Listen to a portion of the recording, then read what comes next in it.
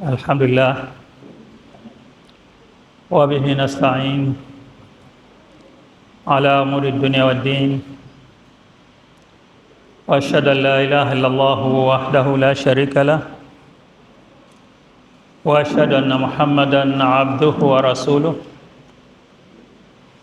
صلوات الله وسلامه وبعد. Ndugu watukufu,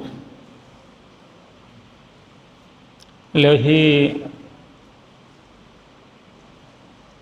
tunaendeleza programu zetu za kila mwaka ndani ya msikiti wetu huu kwa kuwa na mihadhara kabla ya sala tarawih ambayo inawashirikisha mashekhe mbalimbali. Inshallah Mwenyezi Mungu ajalie ratiba hii iwe ya kudumu na yenye manufaa. Kwa usiku wetu huu leo nimepangiwa anwani ya Ghazwatu Badr al-Kubra, vita vya Badr.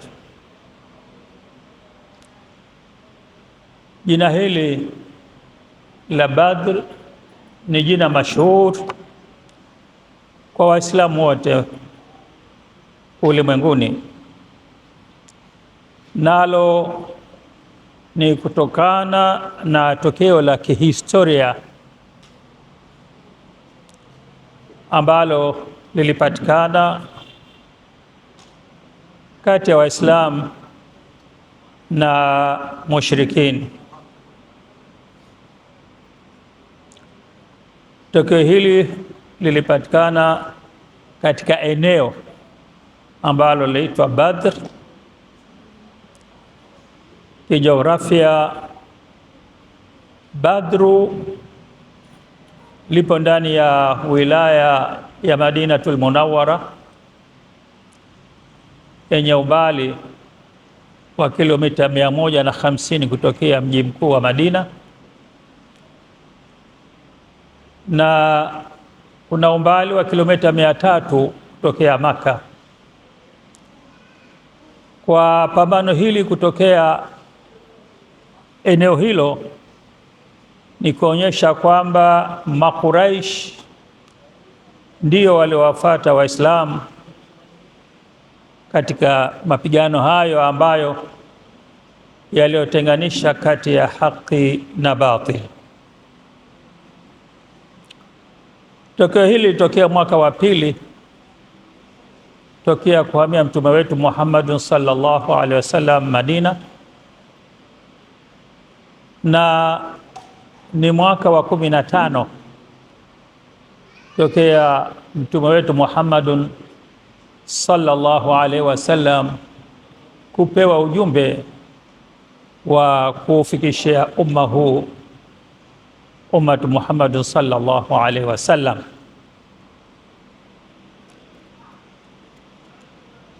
Ni mwaka wa pili tokea mtume kuhamia Madina, na ni mwaka wa 15 tokea mtume sallallahu alaihi wasallam kupewa ujumbe wa kuwafikisha umma huu.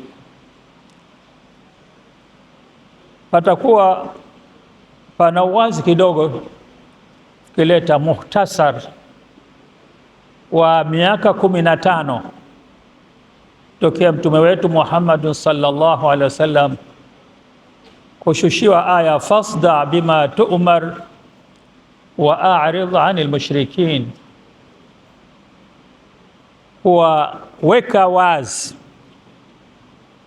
kwa yale walioamrisha na uwe mbali kabisa na hao mushrikini.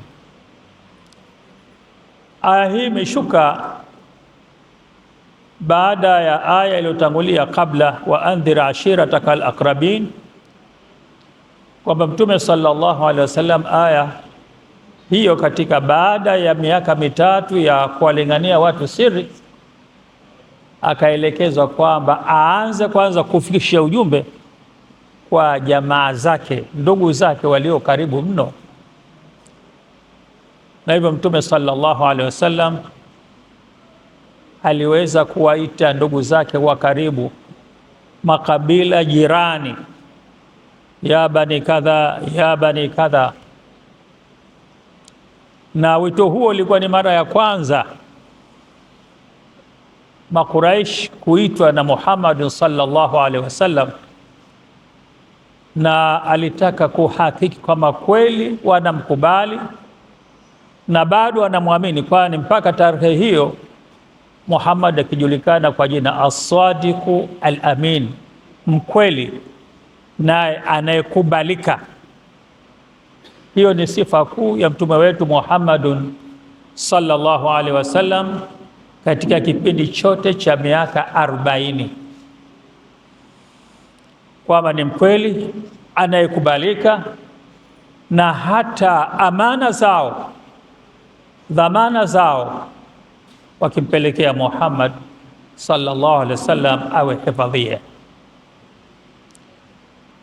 Baada ya wito huo aliwauliza, araaitukum, waonaje, lau akhbartukum, kama nitawapa taarifa, anna aduwan waraa hadha alwadi yuridu an yughira alaikum, lau nitawapa habari ya tahadhari kwamba pana adui nyuma ya mlima huu anajiandaa kuwavamia, je, mtakubali taarifa hiyo?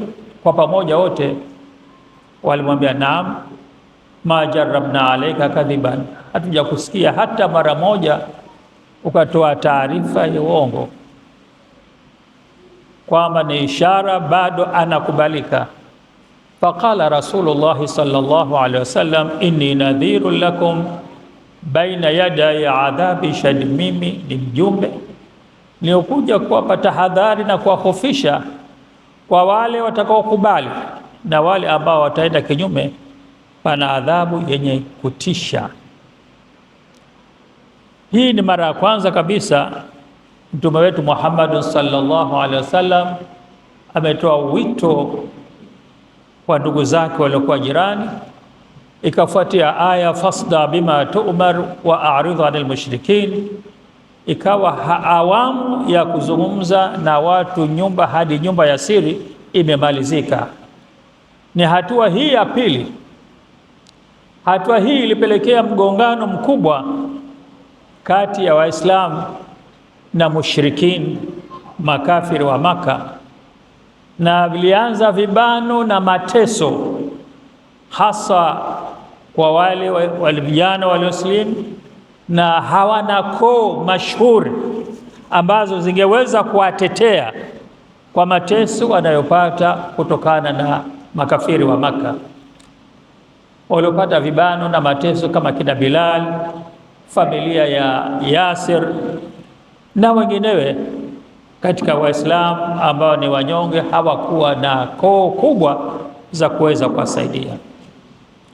Hali hiyo ilipelekea Mtume sallallahu alaihi wasallam kuwataka Waislamu kuwaelekeza wahame. Wahame wapi? Afrika Al-Habasha. Na huu ulikuwa mwaka wa 5 tokea mtume wetu Muhammad sallallahu alaihi wasallam kuwaelekeza Waislamu waelekee Habasha, kwani kuna mtawala ambaye anaitwa Malikun Najashi, ni mtawala mwadilifu na hayuko tayari kuona mtu yoyote anadhulumiwa au anaoniwa katika mamlaka yake. Mwaka wa 5 Waislamu walihama kwa idadi chache sana, kama 12 na kitu, ukiongozwa msafara huo na Uthman ibn Affan na mkewe Bi Ruqayya ambaye ni mtoto wa mtume wetu Muhammad sallallahu alaihi wasallam. Wamevuka bahari mpaka kuja mashariki ya Afrika kutaka usalama na hifadhi kutokana na mateso ambao wakiyapata katika mji wa Maka. Huo ni mara ya kwanza, na ukafuatia msafara wa pili ambao ulikuwa wamechukua watu wengi zaidi, na huu msafara wa pili uliongozwa na Jaafar ibn Abi Talib msafara huu uliweza kuwa makini zaidi. Pamoja na Makuraish walifanya jitihadi za kutaka kuwakwamisha, bali wapeleka ujumbe mpaka kwa mtawala wa Najashi kutaka hao watu warudishwe, lakini mfalme wa Najashi ni mwadilifu, alisikiliza pande zote mbili, akakuta hawa watu hawana matatizo na aliwapa uhuru wa kuabudu, uhuru wa kufanya mambo yao yote wanayoyaamini. Hii ikawa ni bahati katika miji yetu hii ya mashariki ya Afrika kuwa ni mara ya kwanza au tumeanza kupata uhuru wa kuabudu au Uislamu kwanza kufika katika mashariki ya Afrika kabla hata Madina kwa miaka mitano. Madina kwa miaka mitano ulianza kufika Uislamu katika mashariki ya Afrika, ambaye inajulikana kwamba ni Uhabeshi, ni Ethiopia, lakini si Ethiopia peke yake, ni ukanda wote huu wa Red Sea na uliongana na India, bahari Hindi. Tuweza kuanzia Asmara, Port Sudan, Somalia na miji hii mpaka Lamu na kuelekea kwingine huko. Kwani ndugu zetu hao masahaba si kwamba walifika tu salama wamekaa kimya, lakini walifanya kazi, waliweza kusafiri katika ukanda huu na kuweza kuufikisha Uislamu. Huu ni utangulizi, na alhamdulillah, jambo lingine pia kwamba walipata uhuru wa ibada. Kwa vile ukanda huu Waislamu walipata uhuru wa ibada kabla ya Maka. Bado ndugu zao walioacha Maka wanateswa, wanaadhibiwa na vitisho vya Makuraish, wakati miji yetu ya mashariki Afrika alhamdulillah tumepata uhuru wa ibada, bali Uislamu umefika kabla ya Madina kwa miaka mitano.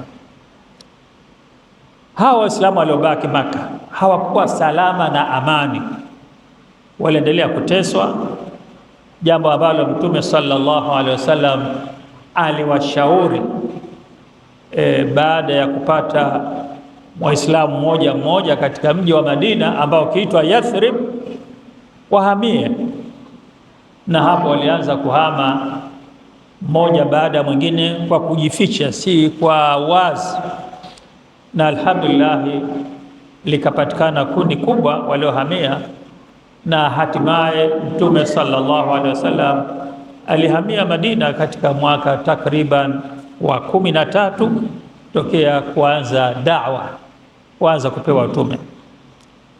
Waislamu waliohama toka Maka kuja Madina waliacha mali zao, waliacha nyumba zao, waliacha mitaji yao ya maisha, na wapo Madina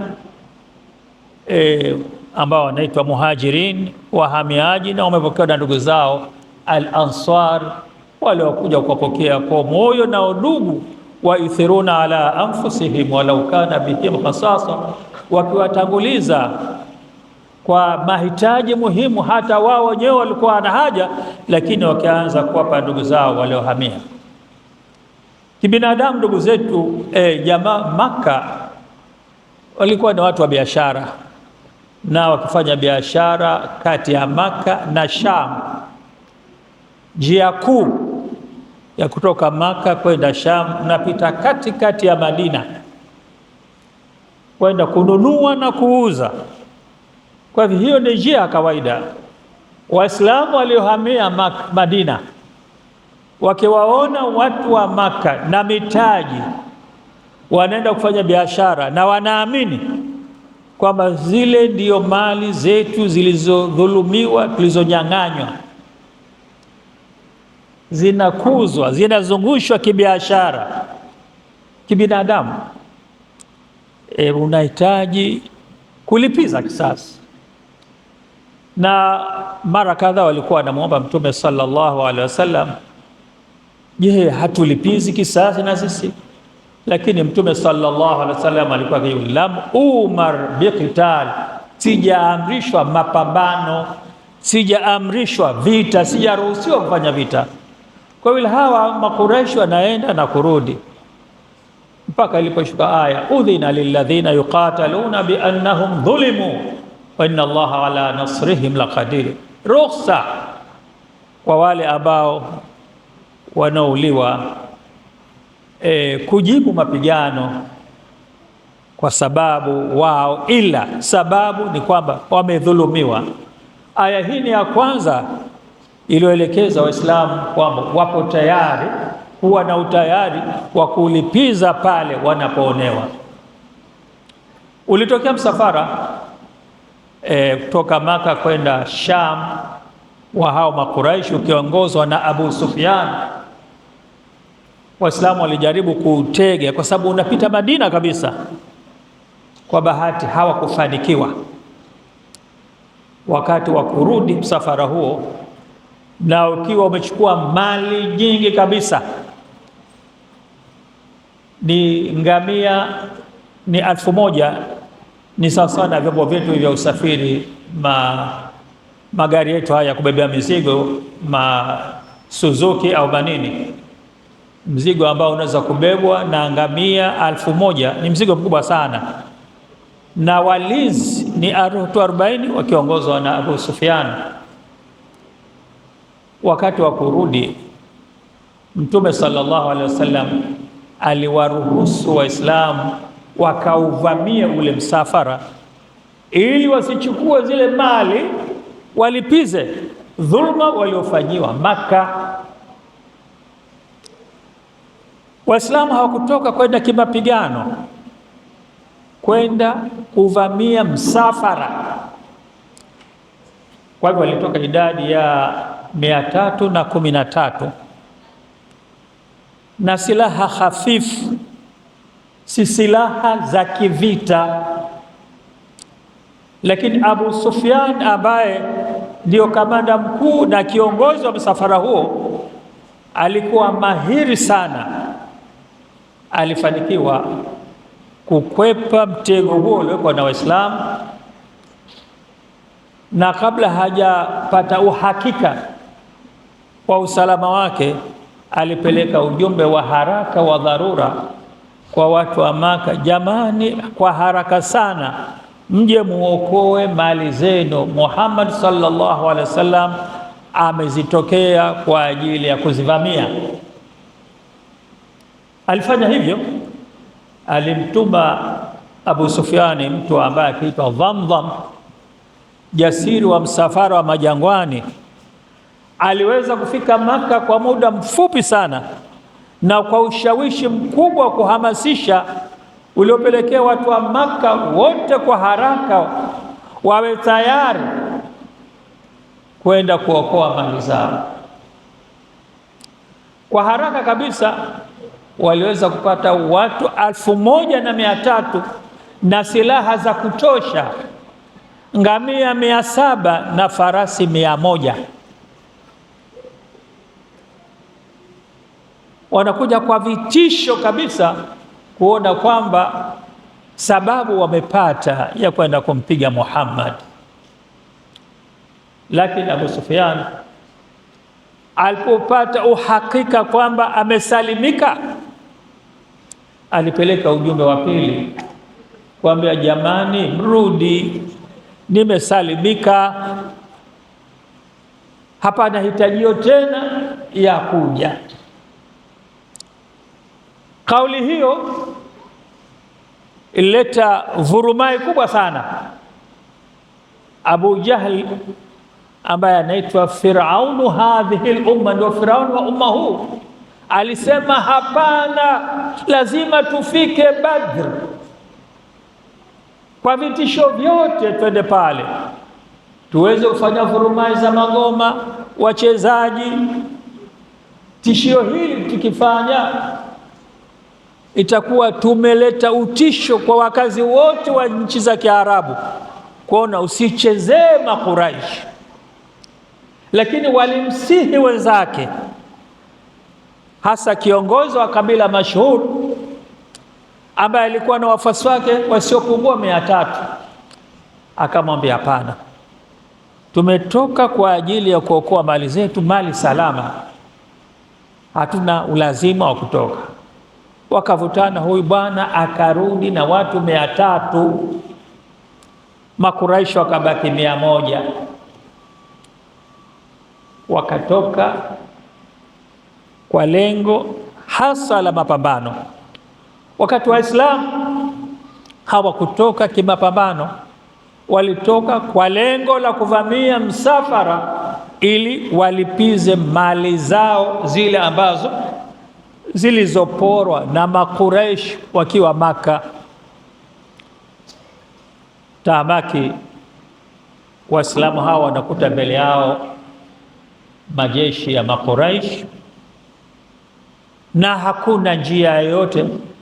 Hapakuwa na vyombo vya habari kama hivi utawapigia simu wenzako, jamani, mambo sivyo, na nyie hata kwa haraka mje mtusaidie.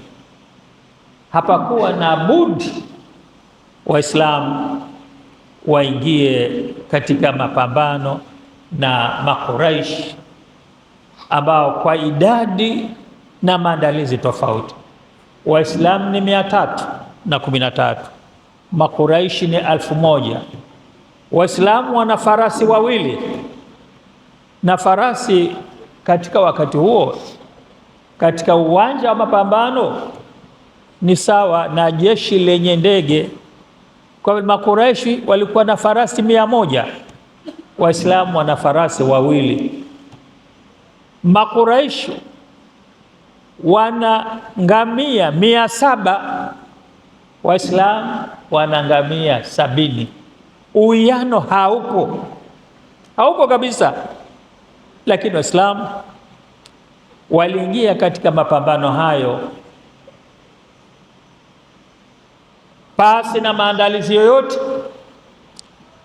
kupambana na jeshi hilo wakimtanguliza Allahu subhanahu wa ta'ala. Mapigano yalienda ni tarehe 17. Ilikuwa sawa, muhadhara wetu ungekuwa tarehe 15 na 16 mwezi Ramadhani, ambayo ndio tungekuwa sawa na tarehe ya vita, lakini alhamdulillah tumeenda mwanzoni kabisa. Ni tarehe 17 mwaka huu wa pili, nilikuwa ni siku ya Ijumaa.